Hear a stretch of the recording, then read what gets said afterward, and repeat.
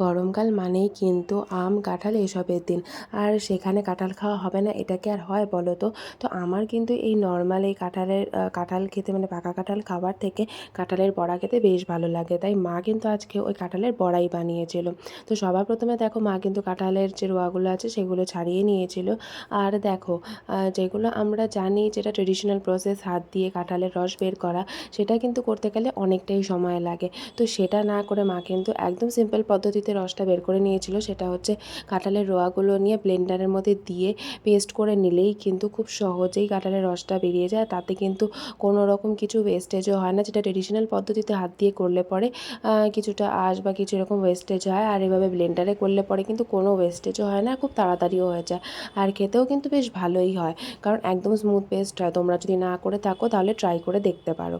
তো আমরা দেখো এভাবে কাঁঠালের রসটা বের করে নিয়েছি। তারপর তার মধ্যে একটু সুজি, ময়দা আর স্বাদ মতন একটু চিনি দিয়ে ভালো মতন একটা ব্যাটার তৈরি করে নিতে হবে। তারপরে আর কি কড়াইতে তেল গরম করে বড়ার আকার এগুলো হাত দিয়ে দিয়ে তারপরে ডিপ ফ্রাই করে নিলেই কিন্তু আমাদের কাঁঠালের বড়া রেডি।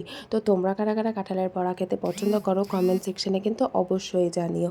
আর তোমরা কি পাকা কাঁঠাল খেতে পছন্দ করো বেশি, নাকি এরকম বড়া খেতে পছন্দ করো সেটাও কিন্তু কমেন্টে অবশ্যই জানিও। আর তোমরা যদি এরকম পদ্ধতিতে কোনোদিন কাঁঠালের রস বের করেছো কি না, যদি না করে থাকো তাহলে কিন্তু একবার ট্রাই করে দেখো, অনেক সুবিধা হবে। তো দেখো কথা বলতে বলতে কিন্তু বড়াগুলো একদম রেডি হয়ে গেছে। কেমন লাগলো ভিডিওটা কমেন্ট সেকশনে অবশ্যই জানিও।